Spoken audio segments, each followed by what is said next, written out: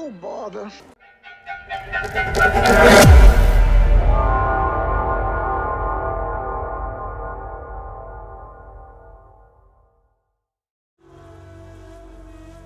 Hey everyone, Yin Yang Total War here, and I am back with another episode of our newest series that I have redubbed Yin Yang's Let's Talk.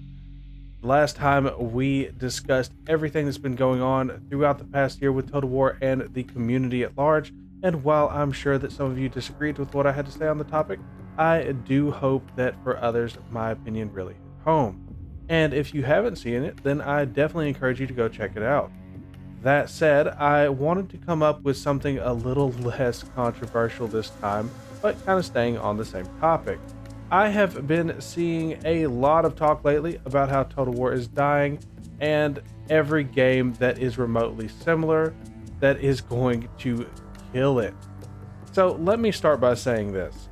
The only thing that is going to kill Total War is Total War. Now, there's no shortage of featured games on your favorite YouTube channel or forum that are declared as the Total War killer. However, these games just aren't going to cut it. Games like the Ultimate General series, Manor Lords, and of course, we can't forget about the constant cry for Paradox to step into the arena. So, let's talk about it. Let's start by looking at some recent history at a proclaimed Total War competitor in the form of Knights of Honor 2. Now, this game had a ton of hype rolling up into it, and why wouldn't it? This game, well, it looks like a marriage between Total War and Crusader Kings. And while it's not, too pleasing to look at, or comparatively to those other two titles, the mechanics are there and promising, with a live map where you can dive into the battles, an in-depth campaign, and honestly a pretty intelligent AI. On top of that, it's approachable to learn, which is great. The game on paper should murder not only Total War but Paradox Games as well, but it doesn't. Why? Well, there are several reasons for this. First, as cool as the game sounds, it's kind of a jack of all trades and master of none. While it has real-time battles, they're not deeply tactical, they feel small, and they just aren't visually appealing. The game's campaign layer is fun and easy to get into, but you are also limited by a court that can't expand. You're stuck with the same number of court members, whether you are the size of Monaco or Napoleonic France. This kind of limitation creates an artificial challenge that really blocks what you can actually achieve, and the larger you are, the more this limitation shows. Is it a fun game that you can sink dozens of hours into? Absolutely. Is it a Total War competitor? No, it's not.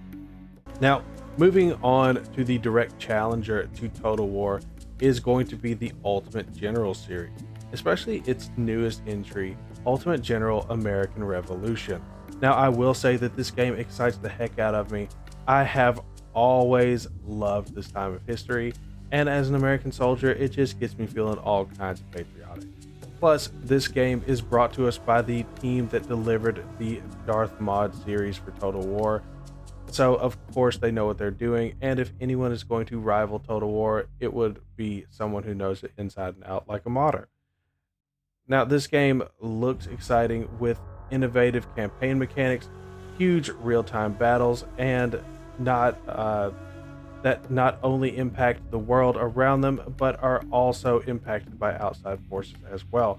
For example, if a battle takes half a day in game and an army was marching over from the next town, you can bet that that army is going to join that battle as reinforcements, because the world is seamless. Everything that you're doing within a battle is going to be happening within a world that is still moving around, because it doesn't stop just for you.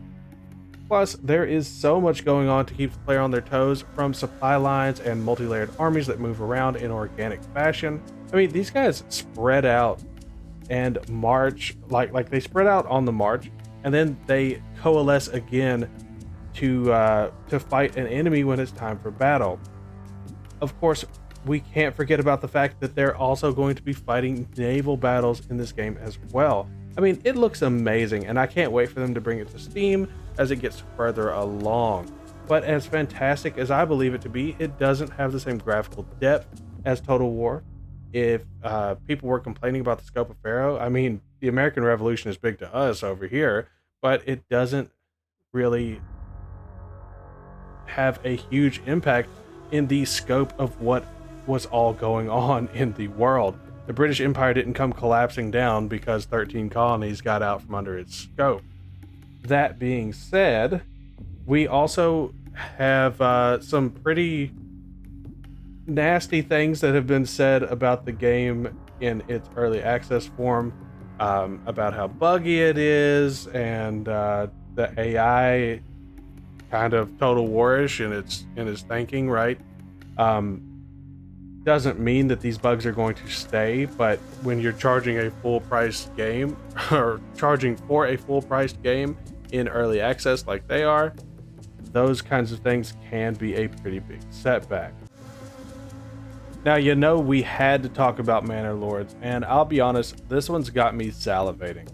I have not looked forward to a game this much in quite a long time.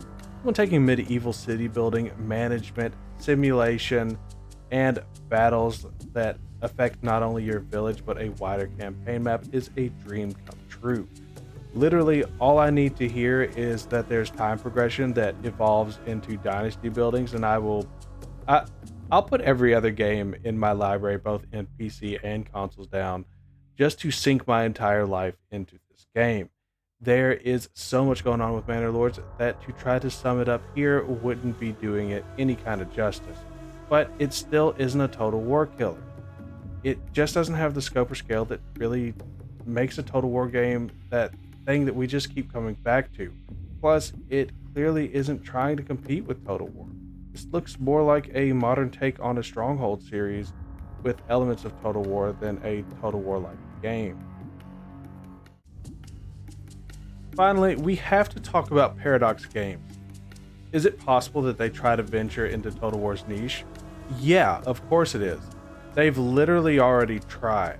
I can't believe I even have to bring this up, but am I the only person that played the King Arthur role-playing wargame series? Developed by Neocore Games under the direction of Paradox Interactive, these games were made to compete with Total War. They have a campaign map, real-time battle setup, and story missions to collect allies and special items. And hell, they even brought fantasy to this genre years before Total War got around to doing the same. But these games were not made well. From the clunky UI and gameplay to the atrocious optimization and the graphics that have aged about as well as unrefrigerated milk, not to mention almost all of the time the AI was either on rails or completely brain dead. While I wanted to like this game, I just couldn't. Hell, even reading the Steam reviews, nearly all of the positive ones say it's a good game for $10, which I guess beats our premium DLC. And if you think that's because Paradox was a publisher and not a dev, I ask you to go look at their portfolio. Paradox develops it develops its mainline series, and no one can debate that those are great games for grand strategy. But when they branch out, they don't put their in-house teams on it. They bring other studios in to do the work, and then they throw their name on it, like any other publishing company. And sometimes those games are home runs, while others leave you wondering who this game was made for. Of course, I will say that there is a reality in which maybe CA collapses or gets sold to Paradox, but I find that highly unlikely, as despite its setbacks, CA is still a solid earner for Sega. Still, unlikely but much more doable would be CA being forced to sell off CA Sophia. Should Paradox step in and fund a team that knows Total War inside and out, funding an engine and that could support a kind of project that would be Total War-esque, giving them the creative license to do so, then that would probably be a dark day for the folks over at Horsham.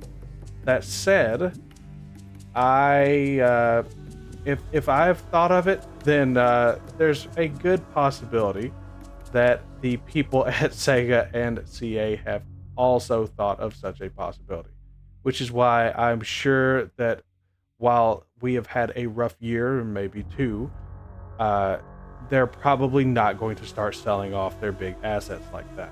And before fans of any of these series go grab their pitchforks or more likely their keyboards, know that I am a fan of all of these games. Okay, maybe not King of Arthur, but it has potential. And certainly Knights of Honor 2, which I own and enjoy. The Ultimate General series is one that I'm just now getting into, but something that I would love to see become a heavyweight in the strategy genre because its concepts are, well, they're amazing. And I love the setting. And we can't even, like, we can't overlook Manor Lords. It's going to blow us all away, I am sure. Hell, I am so looking forward to this game that it might warrant calling out sick for work. There are so many great games that have similarities to Total War, and I would encourage you to try each and every one of them out. Just from my library, there's the Spellforce games, Age of Wonders, both the mainline and Planetfall, the Valiant, Ancestors Legacy, the old Grand Ages series, of course, Dawn of War, Mountain Blade, Rise of Nations, Iron Harvest, and we can't forget the modders who make literal competitors to Total War within Total War. There's plenty to play and appreciate without having to carry the burden of ending a series that, despite its many setbacks and flaws, has gathered a community that's as passionate and involved as this one. Let's allow these other games to be the hard work and passion of people who create them instead of begging to be exploited by another company that doesn't care about its players, but only how much it can profit from them. Which brings us back full circle to Total War's true killer, Total War itself. If the game doesn't continue to innovate, bring back the quality that the fanbase expects, and somehow fix the issues under the hood with the series, it won't be the mystery thriller of who killed Total War, but the tragedy of how Total War killed itself. Not the competition, but complacency and a slowly eroding interest from those who have kept the series going for so many years. So let's all do something here together. Let's root for these games to be successful. Not despite Total War, but with Total War. After all, variety is the spice of life. And as always, to all my friends, wherever you are, good morning, good evening, and good night. I'll see you in the next one.